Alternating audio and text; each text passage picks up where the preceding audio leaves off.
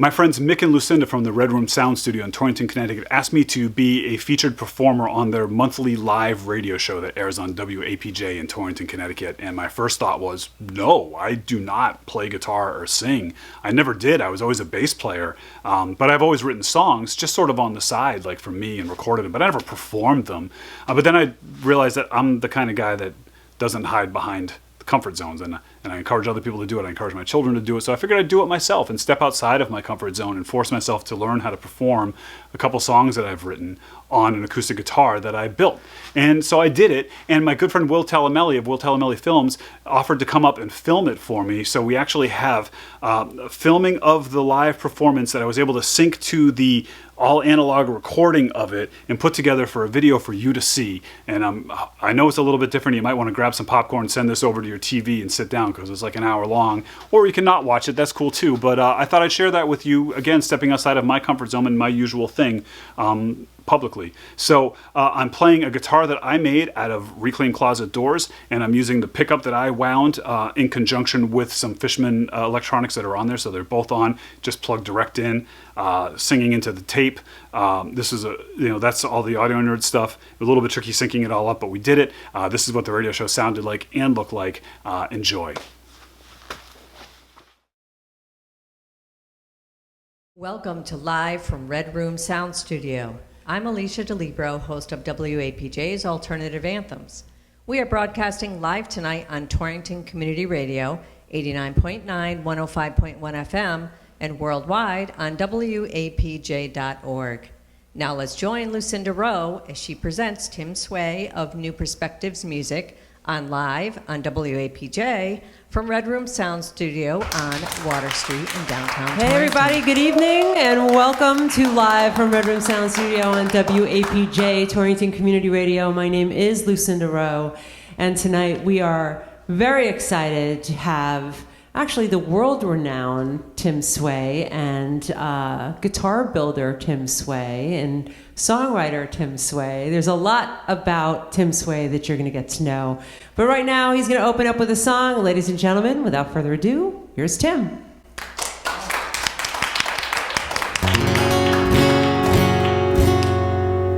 I may appear a little weird, like an acoustic guitar balladeer, singing songs about love and broken hearts.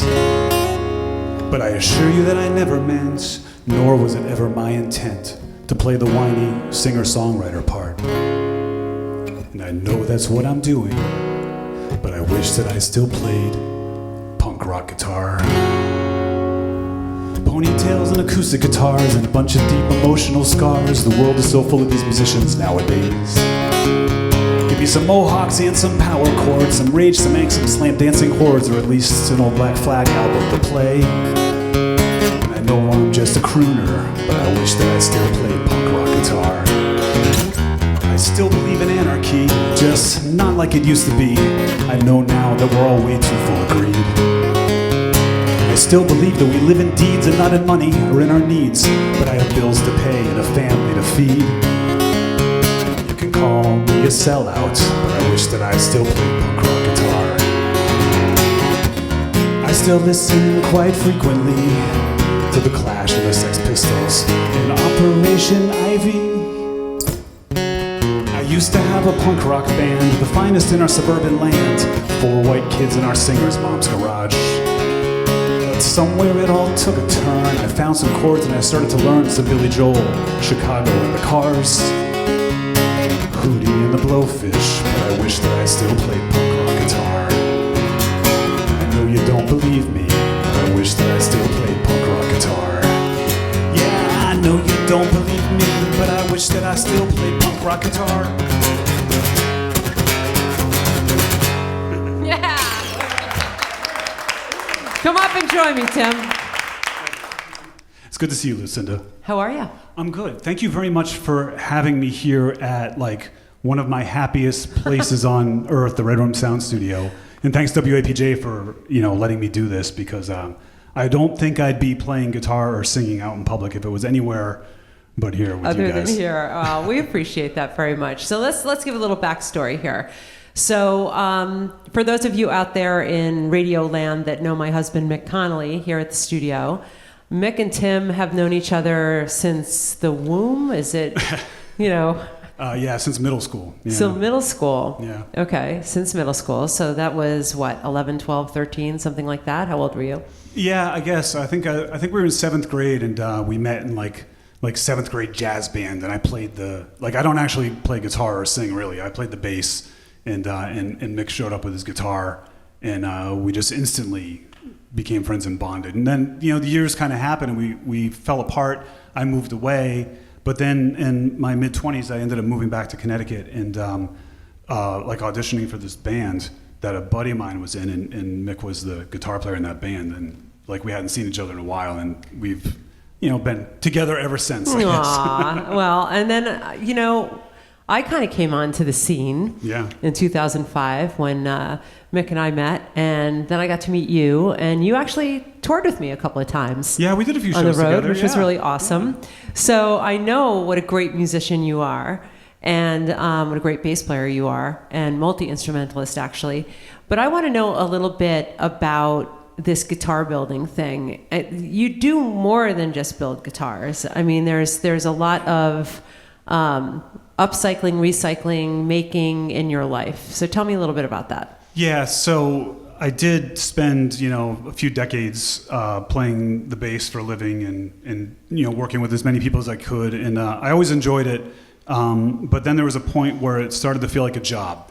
And that was okay, it was a good job, but everybody needs a hobby, and my hobby was going into the workshop and starting to make things like little desks and tables and chairs and stuff. But I didn't have any money because I was a bass player, so I would pick up pallets off the side of the road and everything, and all that stuff. And so I started building,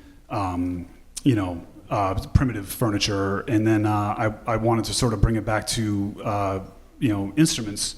I started messing around making some guitars, and I eventually got to the point where I started to get good enough at all of that I stopped playing music, and I just do that now. But it does go back a little further, because I always wanted to build instruments. In the 90s, I rented an apartment from a cabinet maker. He played a little blues guitar. We'd hang out. I told him, I said, I always wanted to build my own bass. And he told me, he's like, oh, it's too hard. You can't do it. And I was like, all right, I guess he knows, because he's got all these tools, And then one day I'm walking by his workshop, and I see all these guitar shapes, cut out and this is pre-internet. And so he had gone to the library and gotten these books on making guitars, and I was like, I want to let me join you on this, and that was really I did get a little bit of a taste of making them then, and we were doing it all the traditional ways. We were using all the traditional materials that the book said, and nobody really talked about sustainability or anything in the 90s. We were just throwing water bottles out the window. Nobody cared. And but I started reading about where all these woods came from as I was learning about them. I started just imagining in my head well, if this piece of wood in my hand came from that far away, how did it get here to me? And then I was looking at how long it took for that tree to grow. I started sort of kind of putting the pieces together that maybe this wasn't something that could last forever. Maybe this wasn't the best way to approach this. And so while I always say I became an environmentalist because I was a cheapskate, there's a trash picker and doing all this stuff, it was through that process that I sort of realized, well, maybe I can actually see if I can make something good out of what we have here and the stuff that we're leaving behind. And so the business motto when I started it was to make worthless things priceless. That was the mission statement. And that's awesome. I still aim for that, Yeah. So sustainability, obviously, big thing for you. Are you vegan or vegetarian? I've been a vegetarian for almost as long as Mick.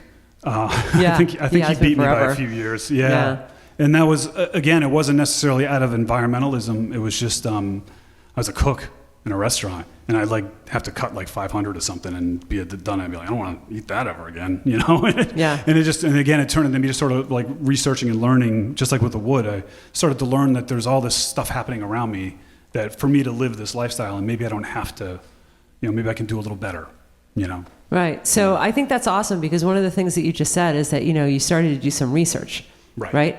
And as musicians, some of us are really very naturally talented, and it just comes kind of easy. And others, really learn by having teachers and mentors and reading and watching videos or whatever it may be. But either way, the honing of a craft, right, comes from learning all of that, no matter how you get the education. So you honed this woodworking part of it and metalworking part of it, and taking what you found to be someone else's garbage and making it, something amazing, and making it art, really, right? So did you find it very artful in your heart while you were doing these things? Did you see them as works of art, or did you find them just to be very traditionally capable of doing something? Were they functional? Yeah, I mean, functionality was important to me because, like, if I took something out of a trash pile and I made it into art that just hangs on the wall and became static, it's almost not that much better. Like, I kind of felt like I was like, I really want to prove the point that this is useful, And I'm not a woodworker. I'm not a luthier. I'm not, I'm an artist. Like, that's where it all kind of comes from. So I kind of look at it like now I'm so lucky that I've gotten to the point in my skill set and that I'm able to start making guitars that work and that people might want to play. And I feel like what I'm doing is I'm making these little sculptures that are art, but they're not static on the wall. So I'm making art that then goes into the hands of other artists and continues to make art, like a pay it forward kind of thing. And it really excites me thinking about that. Like I put some things together that I found and like, I think these woods and these colors will look good together. And then like, while I'm happy to have had it, like I can't wait to see it go and continue to sort of, contribute.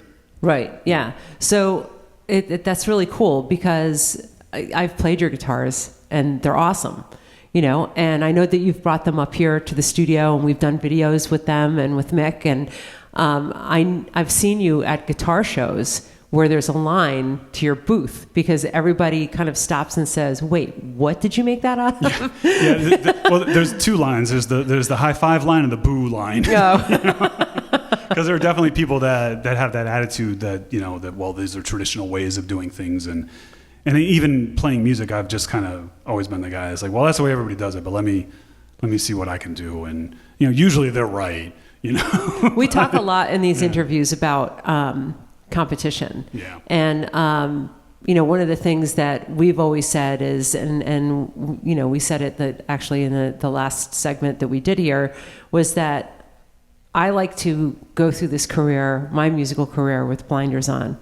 I don't really pay attention to what everybody else is doing because I don't want to be distracted. I want to do the best that I can, and I don't get that white noise thing that goes on. Right. In your world, creating something like this, there's many builders out there, right? How do you feel about that competition? Yeah, it's a really interesting point for you specifically to bring up because, I was just talking about Mick tonight, who I've known for 130 years. He looks good for his age. Yeah, he does. He's doing well. But Mick has always been Mick, and I haven't known you as long, but you've always been you, and I really, really respect that because Mick has this period of time and equipment that he's interested in, and he's steadfast about it, and the world changes around him, but he just remains like this solid rock, and I totally respect that, and I don't think I'm as good at being that. I think I tend to look a little more. For better or for worse, it's just who I am. I tend to look at things and, but there is definitely a part of me that, especially the older I get, like I like to see what other people are doing, but I look for inspiration from it, not to make me change the way I'm doing exactly. things. I love that. I definitely when I do the guitar shows, like we're talking about, there are people that come up and they start, saying stuff like, well, that's not tone wood, or you should really make it. And my attitude is I tell them, that's okay. This isn't for you. Like, there's all these other guys make guitars that you're going to love. But you don't have to like mine. I'm confident enough in what I'm doing and I believe in it. And there's enough people out there. I always say like I'm not trying to, put Fender out of business. Like, there's 3 million people in Connecticut.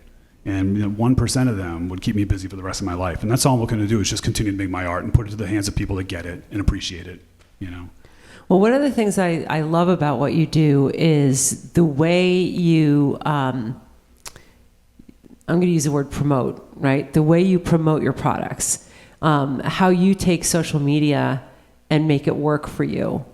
I think that's amazing. The way you use your YouTube videos, the way you use your social media, the way you have created this persona of, and it is what you see is what you get. You're Tim. Yeah. It's very similar, right? So, and the Jambulance, things like that, which I want to talk about. So how how did you find your niche when it came to the socials?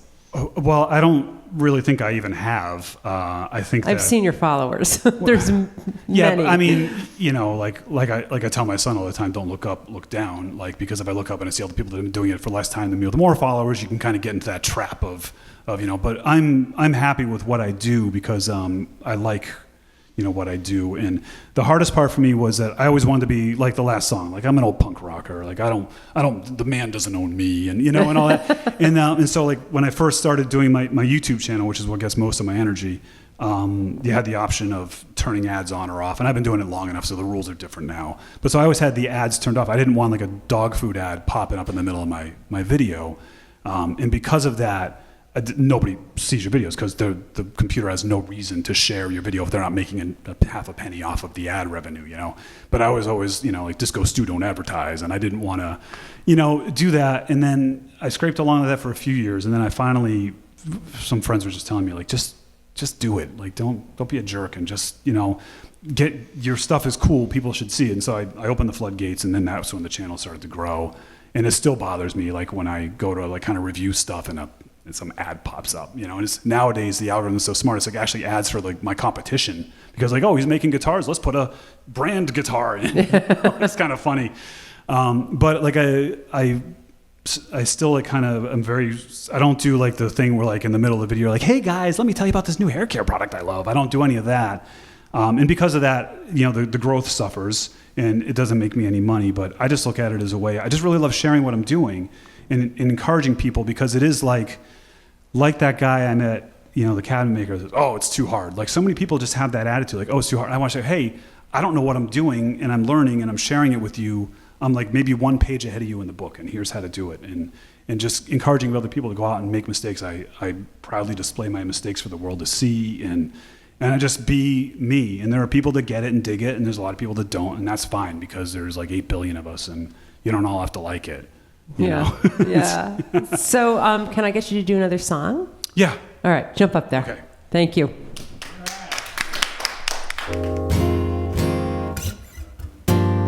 This one's a little bit older. It's kind of a similar topic, though, as the last one's about getting older in music, I guess. It's called Mediocrity.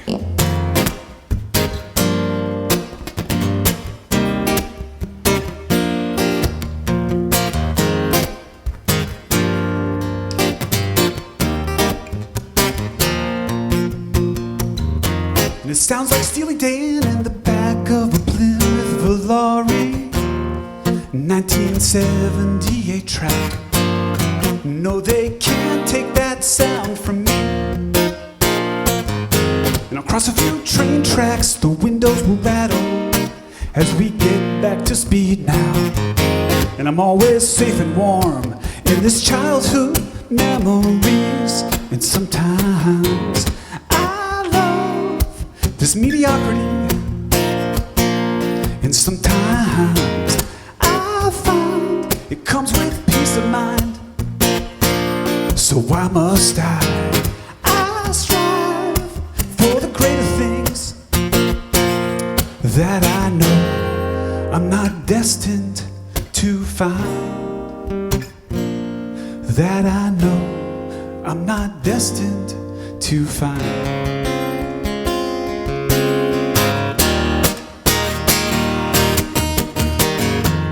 Fast forward 28 years to the suburban ghettos, McMansions and Dairy Queens, SUVs and Wilco CDs. Who would have thought it would happen to me? And I'll cross a few train tracks with the best little girl in the back in the car seat. And I'll tuck her in safe and warm and know that they can't take her memories. And sometimes this mediocrity, and sometimes I find it comes with peace of mind. So why must I strive for the greater things when the best things in life are already mine? When the best things in life are already mine.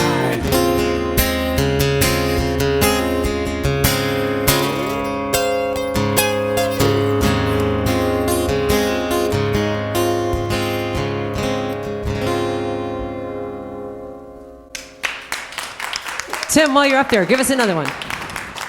Give us another one, yeah. Yeah, all my songs are short.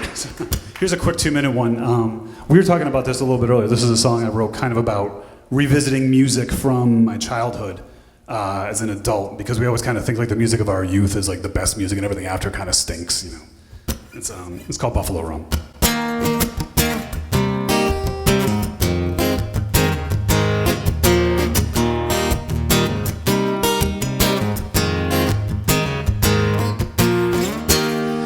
With a Buffalo Rum, getting nickeled and dimed on an antique cellular phone.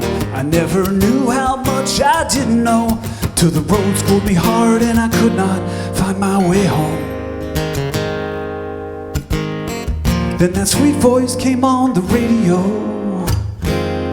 and I found my way around again.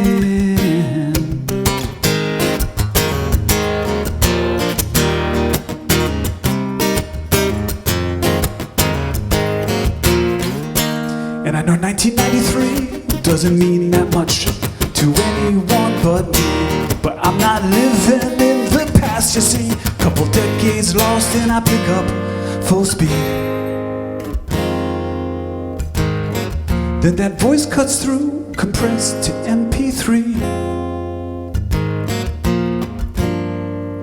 and not a thing has changed except everything about me. Everything about me.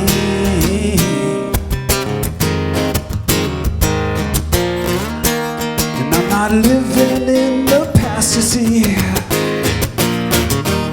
I'm not living in the past, you see.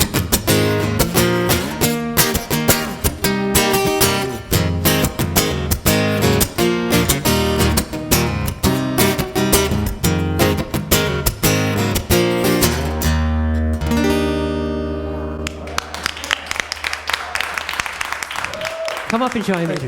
You're listening to Tim Sway. My name is Lucinda Rowe, and we're happy to have you here, Tim. Thanks. And like I mentioned, I don't really play guitar or sing. I'm doing the best I can. You sound great. Thanks. So why don't you tell me about that guitar? Yeah, so that's, I made that one.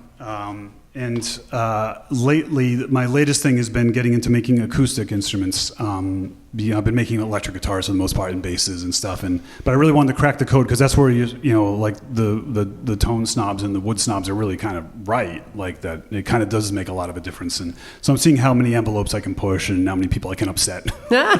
So this particular guitar I'm playing is made from reclaimed closet doors. Wow. And so what I mean is like those the Brady Bunch, I always call them doors. Like every home built between the 60s and 80s had those hollow doors with like cardboard inside. Your dad might have gotten mad and put his fist through it once. And they're like the first thing to go when people are like remodeling homes. They rip them out and they put new hollow core doors in.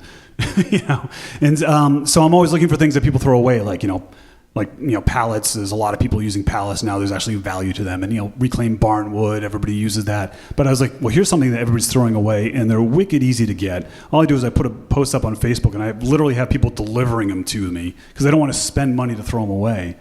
And so I've been making instruments out of them. I started by making electrics. I would just tear them apart, glue them together and make blanks. And we've made a whole band worth of instruments from these now. I made a drum set, I made a stand-up bass, and there's all videos on my YouTube channel if you want to see how I did it. A whole bunch of guitars, and they're starting to get pretty good. I mean, I think this guitar sounds okay, and it does what it's supposed to do. Some of the earlier ones were, but they're working, and I'm putting them to the tests, and it's just material that people's throwing away. So that's that's growth, right? I mean, you just said, well, some of them are not so good, some of them, but I mean, that's the idea about this. Yeah, you got to try and you got to fail. Like even like doing this tonight. Like I said, I don't play guitar or sing, but I'm like, yeah, I'll go up and fail, like because then I'm going to learn and I'm going to do better. You're not failing. Oh yeah, or succeed. Who knows? But you got to go out and so I think that a lot of people get stopped by that. That they want their first thing to be like the Stradivarius, and it's like, Stradivarius's first Stradivarius wasn't a Stradivarius. I Right. guarantee you, like that's just, it takes that time and that persistence. It might have been a Stradistinkius. Yeah, it might have been. It could have been. Yeah, it Yeah, might. right. I mean, I'm guessing that guy made some violins that he did not dig.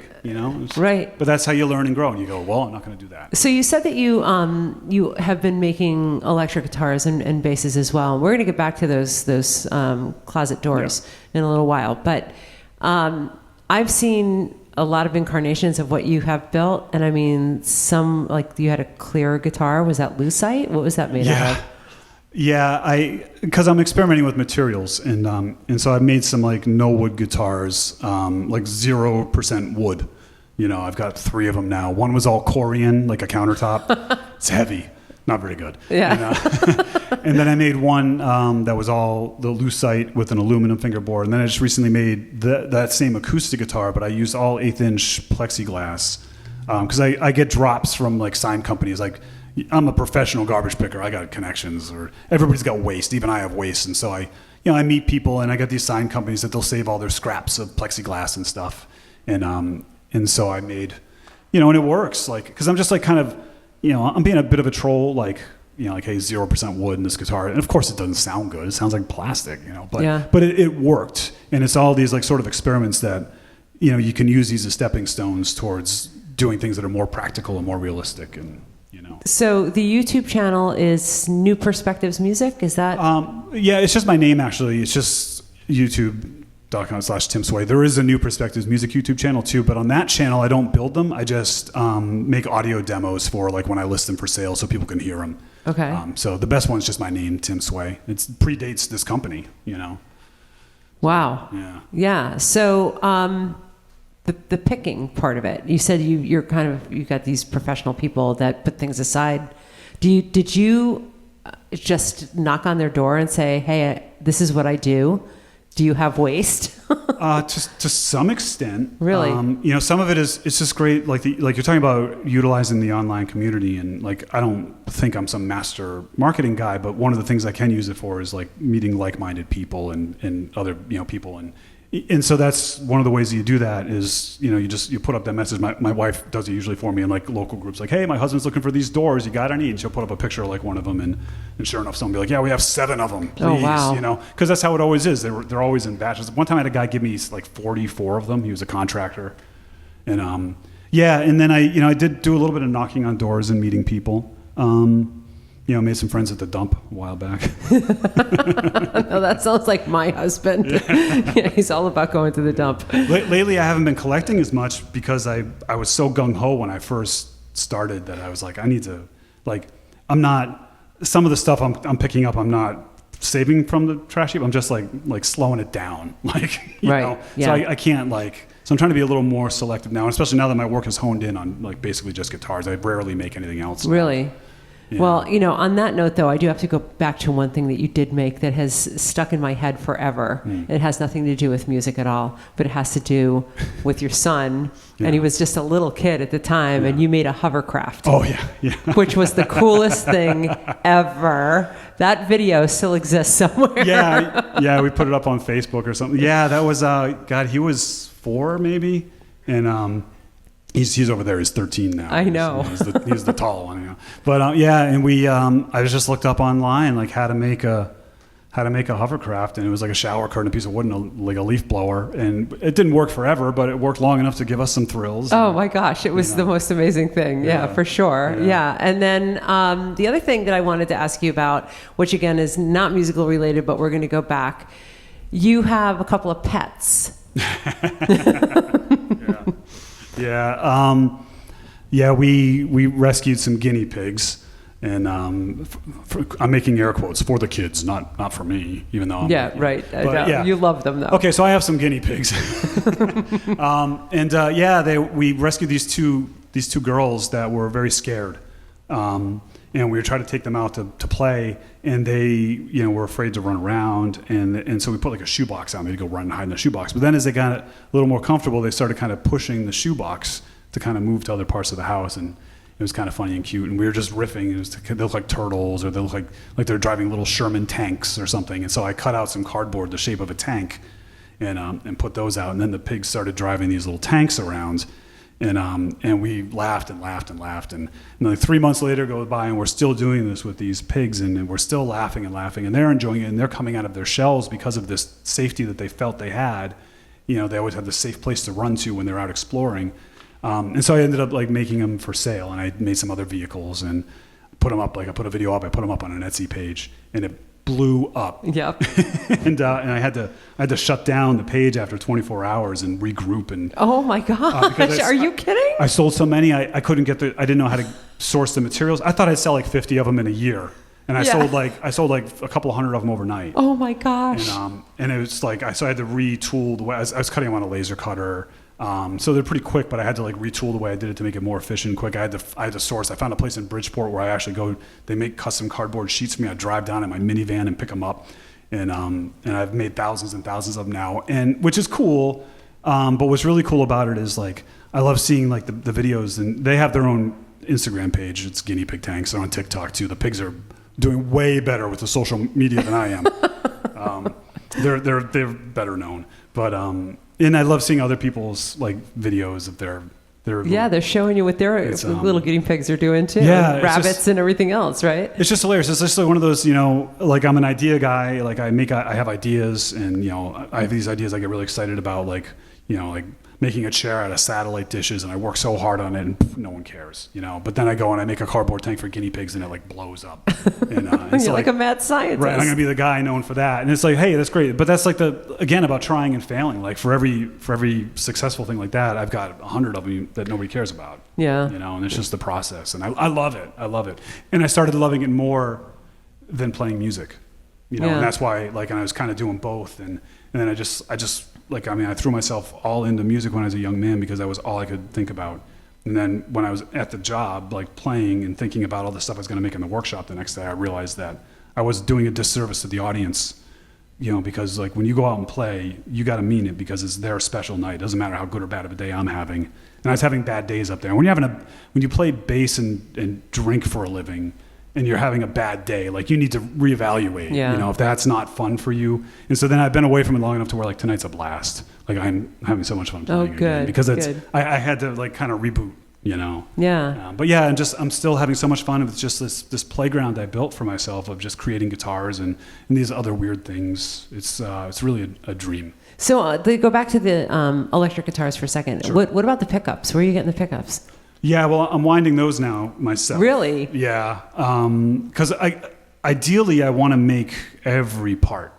God, I'd even love to make my own strings. I think that'd be cool. I'm trying to get away. When I first started making them, like everybody else, I'm buying parts online, and a lot of them are made overseas. I even had sourced some parts and had factories overseas make some parts for me when I started, and I just don't want to do that.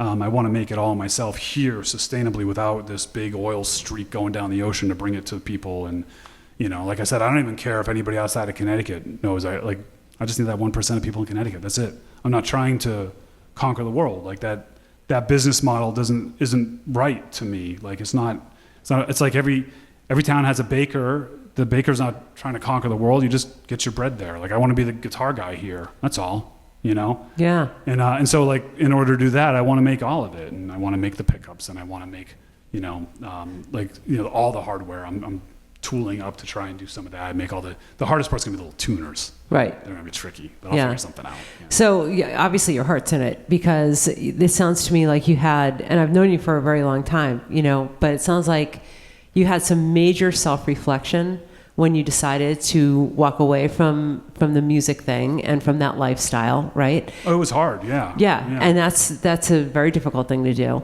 But you found your way into what was right, for you, but still you have your hands, in the music, which is really awesome. Maybe you're not out, singing in places right now, but, you're bringing it to a community of people. Yeah, I feel like that's where I belong now. Like I had the spotlight a couple times. It was great, but I don't need that. I mean, I can get all my narcissism fixed on YouTube, I guess.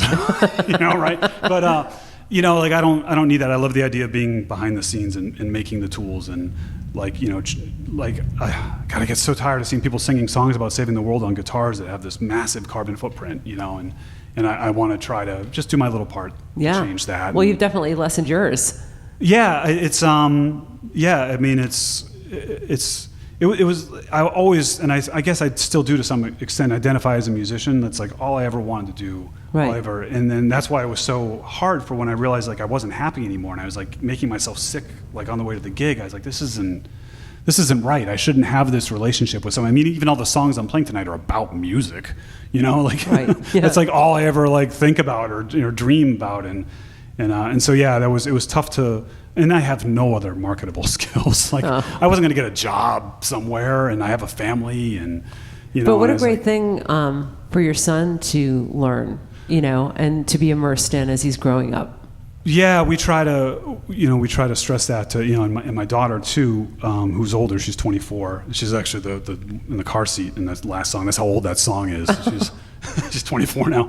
But yeah, we try to, it's like, go to college. It's great if you want to. If you don't, I don't care about, like, I'm not money driven. I'm experience driven and life driven. And like, just if you're happy, like that's success. And so many people, we have this twisted definition of success in America, and in the social media, like you say, like doesn't play to, which is again why I try online social media. I try to downplay that. I try to not take that money and not be that guy that's selling this product that you don't need. That's, I'm trying to just be this like sort of wholesome little like warning flag on the side of the highway or something about this massive consumer's problem that we have, and self-esteem issues that are tied into it. Right. Well, that's very important right there, because self-esteem issues are, a big player in all of that. Yeah. So the closet doors, right? I happen to know that there's a song in there somewhere about those closet doors. Right.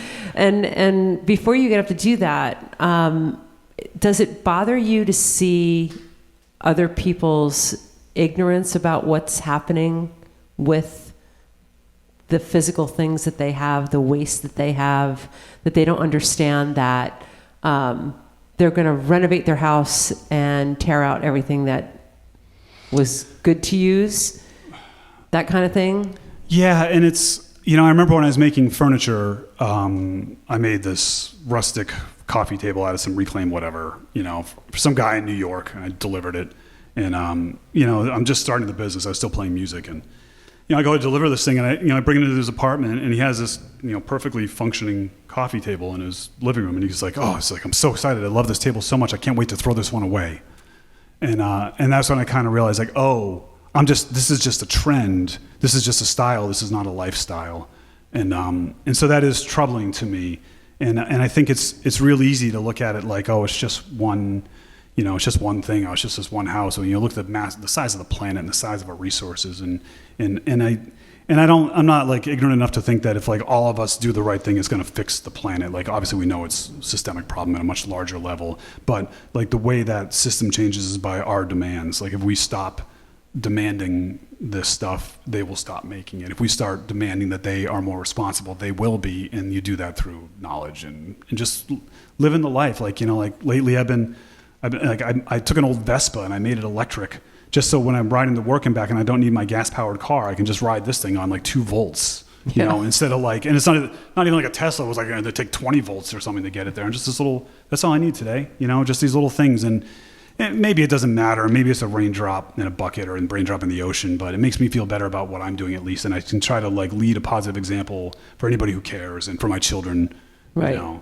Well, it's it's a conscious effort. Yeah. And it's not hard. I'm not suffering. No. If anything, it's awesome. I ride around an old Vespa that's been electric. How awesome is that? Yeah. It's way cooler than your Tesla. It is pretty cool. Yeah, I've seen the videos. It's pretty awesome. Yeah. Well, why don't you come up and give us the song? Yeah. Okay. So this song, I'll say real quick, is so I said I made like a whole drum kit and like all these instruments out of closet doors, and I wanted to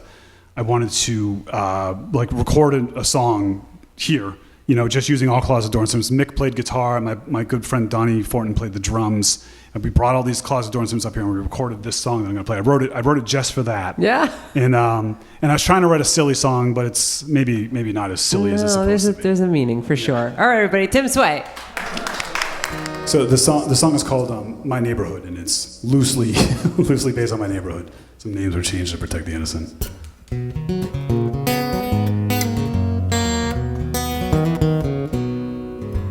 Sue with blonde hair bought a brand new Frigidaire. It holds 2 frozen turkeys with more room to spare. She brags about the energy that she'll save with her new fridge.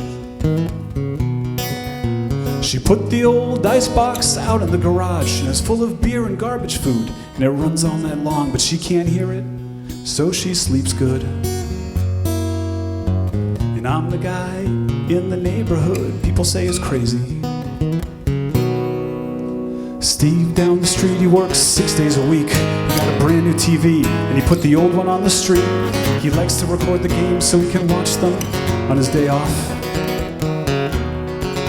In just 12 short months, he'll have the whole thing paid for, but he fell asleep again, and he missed the final score. His next shift starts in an hour. And I'm the guy in the neighborhood people say is crazy. Phil up the hill, he worked so hard to pay the bills, but he got hurt on the job, and then he got addicted to the pills. He was taught that only lesser men can't provide. He loved to paint as a kid, but feels like such a jerk, 'cause it's not work, it's just play, wasting time. So instead, he surfs the web. And I'm the guy in the neighborhood people say is crazy. Sue got a second job. Steve never sees the kids. Phil got kicked off of Facebook.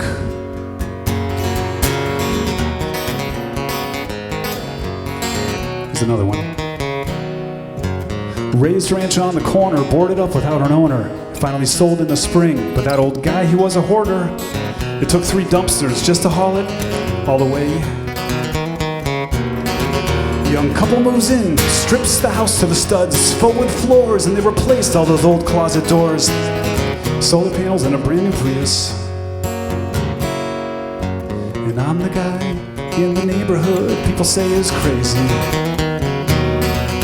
Well, maybe they're right, 'cause I grabbed all those doors one night, and I made this guitar.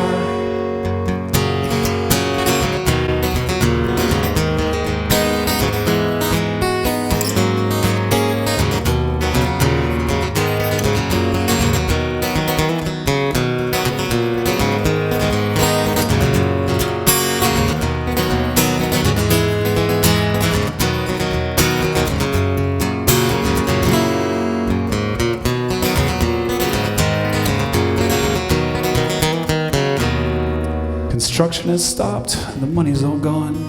Bank owns the house, no one mows the lawn. There go all our property values, says Steve. As the grass grows taller in the yard, wildflowers and honeysuckle bloom. The bees and the butterflies move in. Welcome to our neighborhood, where everyone is crazy.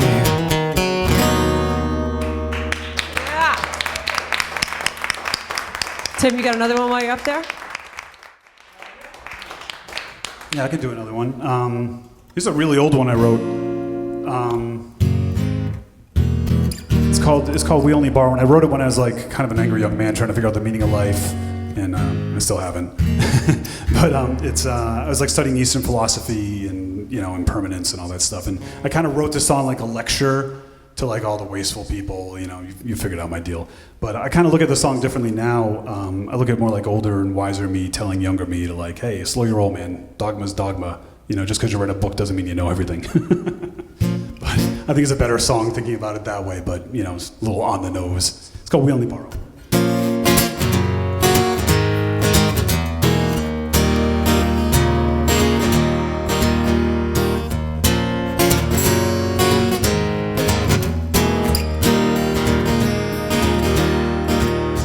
One day you will figure out how to live without these addictions. swing free from 10,000 things, free beyond comprehension. Any way that it goes, it shows you're still chasing your own tail. We own nothing, only borrow. We own nothing, only borrow. That means they can't take anything.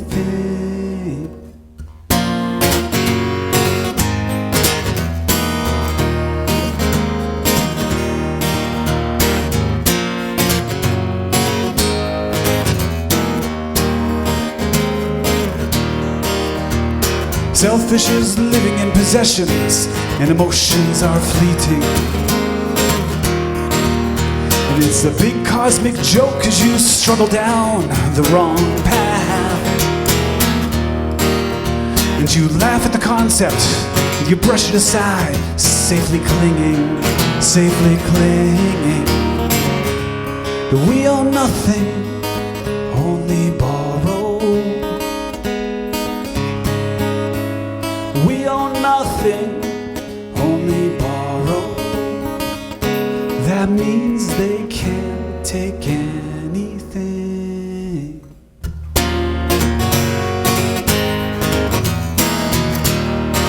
Can't take anything.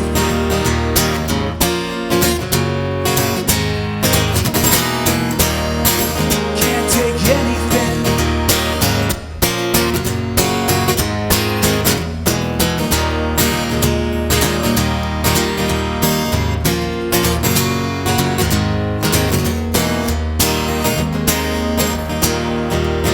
It's a big cosmic joke, and who's laughing? Who's laughing? Not me.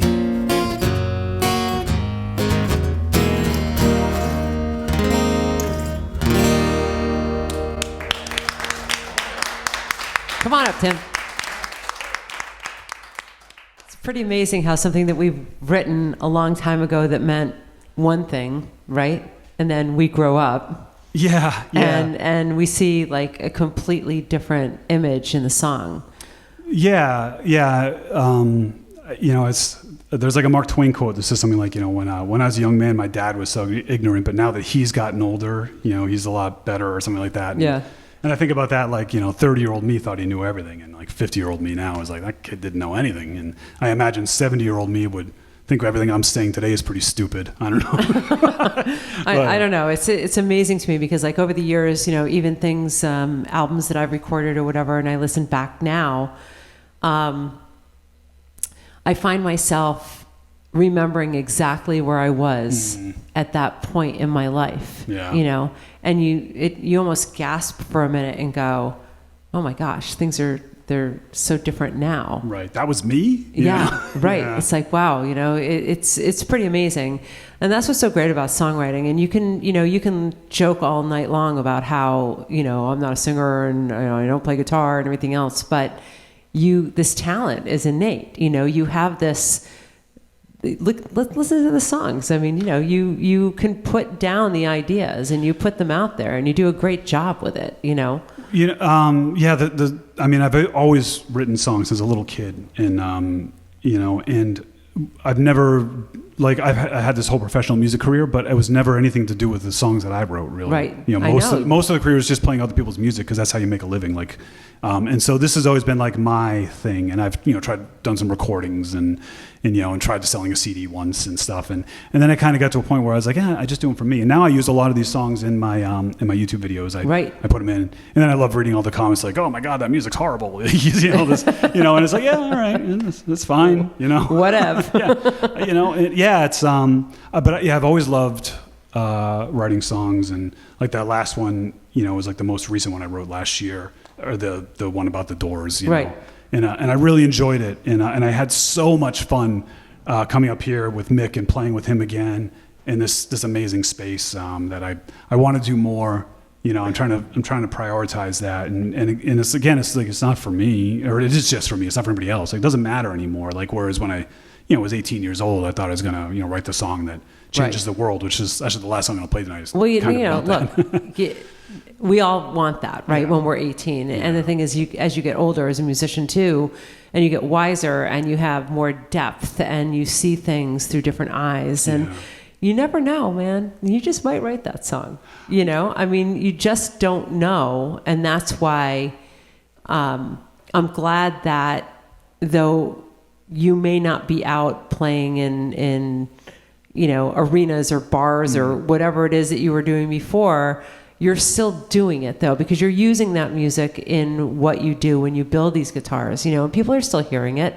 And regardless of those comments that come in, you laughed about, but you just never know. Well, and I think I mentioned earlier, but I'll thank you guys again for having me here, because like besides that one song that, the Doors song, like those other songs, I really hadn't thought about in years, some of them. The very first one, the punk rock guitar song, that's a pretty new one.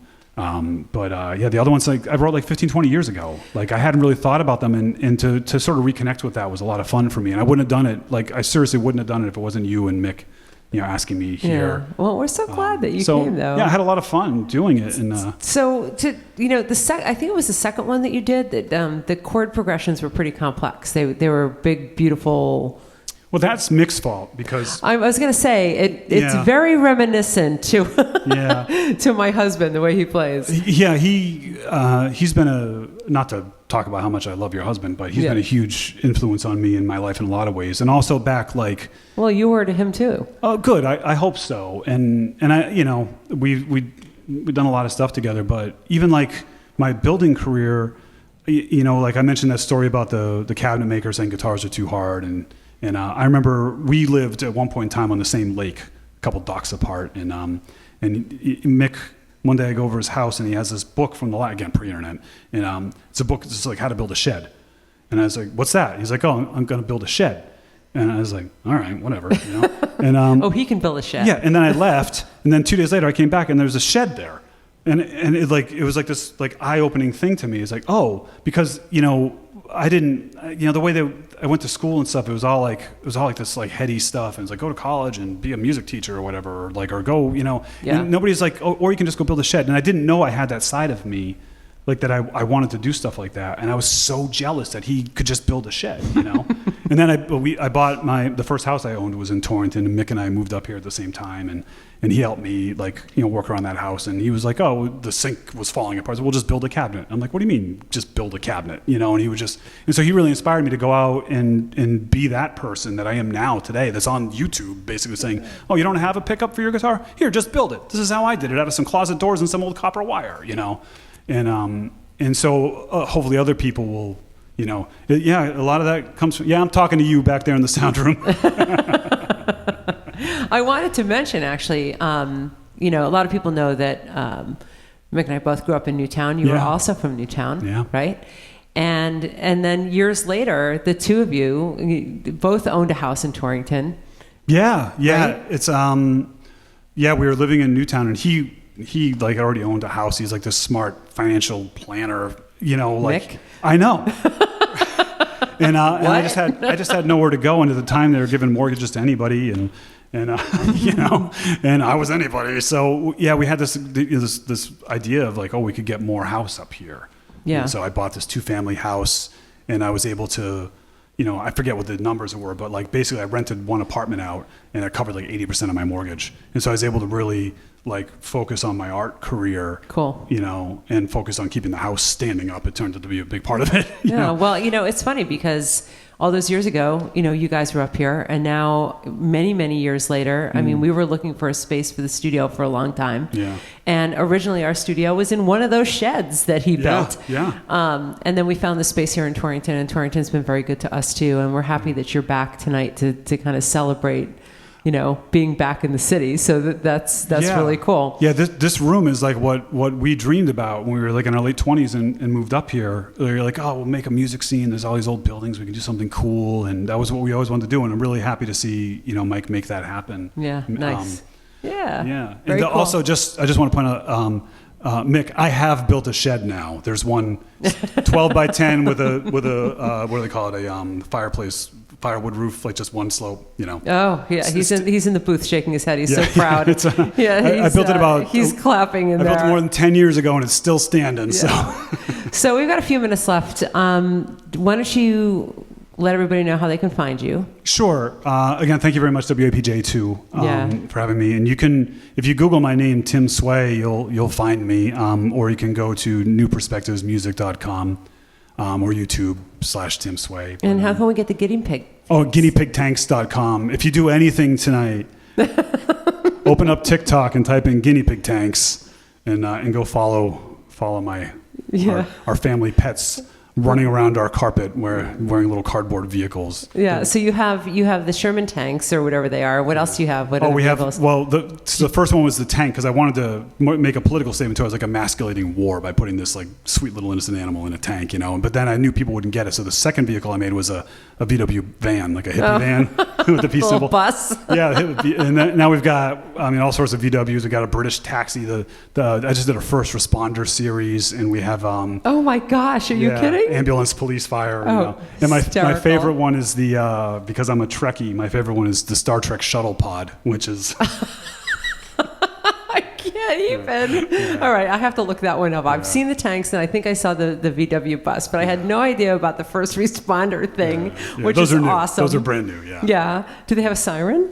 Well, the sound that the pigs make is a sort of squeaking sound when they run, so they are the siren. Yeah. That's what kind of spawned the idea. Oh my gosh, that's really awesome. That's really awesome. So you've got famous guinea pigs. Yes. And I know people are lining up for your guitars because I know that you're getting a lot of orders on those. And are you custom building for them or? Well, I do carry a small inventory of like experiments and things that I'm trying at that website, but mostly what I do are commission builds because that's the whole idea. I make weird instruments too. Like I made a whole bunch of electric pipas, and if you don't know what that is, I didn't either until I started making them because I'm willing to take those chances and fail and make those mistakes. So, is the sitar coming or? If someone orders it, I'll figure out how to make a sitar. Oh my gosh! I say yes and worry about the details later.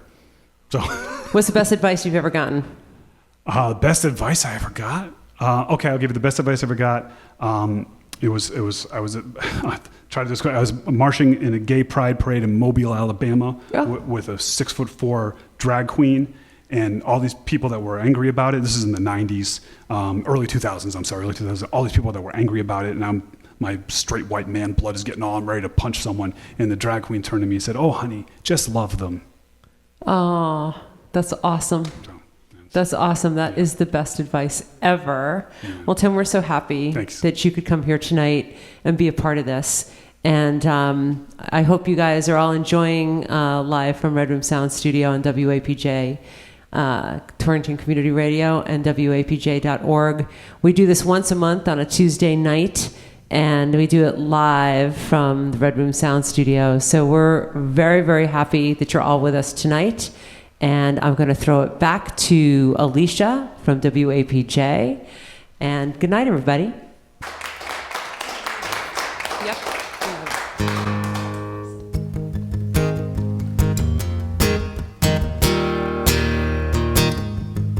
I'm gonna write some songs today, form a band and we'll gig them.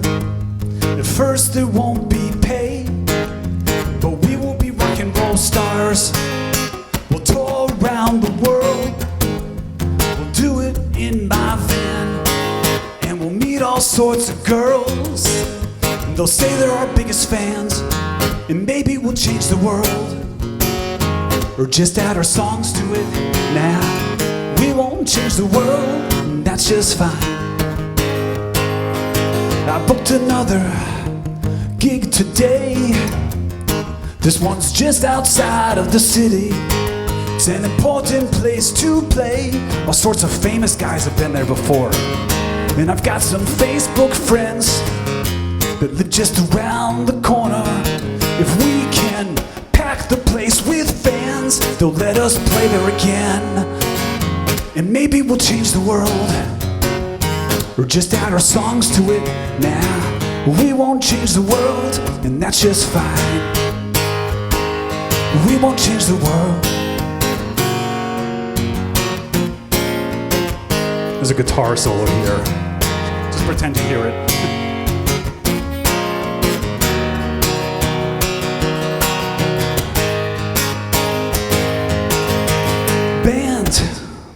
woke up today. Creative differences.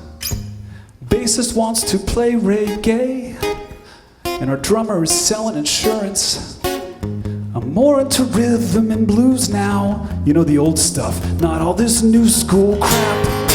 I'm gonna write some new tunes, form a band and we'll gig them, and maybe we'll change the world, or just add our songs to it. Nah, we won't change the world, and that's just fine. We won't change the world, and that's just fine. We won't change the world, and that's just fine. I just wanna make good music. Thank you very much. And we're out. Not too bad, right? I mean, you know, I made a few mistakes here and there, but I'm pretty pleased with myself for having the chutzpah to stand up and do it, because I was nervous. It's just not something I do. And now that I've done it, I feel better about myself. I know I could do better next time, and maybe there will be a next time. I really did enjoy that, doing something a little bit different and proving that my guitars work, you know? So that was a lot of fun too. So again, thank you very much, WAPJ, Mick and Lucinda, the Red Room Sound Studio in Torrington, Connecticut. If you're looking to do any analog recording or any recording at all, like, it doesn't even, I shouldn't even specify that it's analog. Just like if you're looking to record your band, like, it's such a cool place to do it. And you can do it a little bit different than everybody else and sound a little bit different. So a really fun way to do it. I'm speaking from experience. Also, thank you, WAPJ. And of course, thank you, Will, for filming the whole thing. And that's willtelamelifilms.com. And he also makes basses. And they're beautiful 6-string basses. Like, you should check that stuff out too if you want to go stalk Will for a while. So thank you all very much for watching. I hope you enjoyed this this little trip down memory lane for me, and in a different sort of direction from what I usually do here. All right, be good.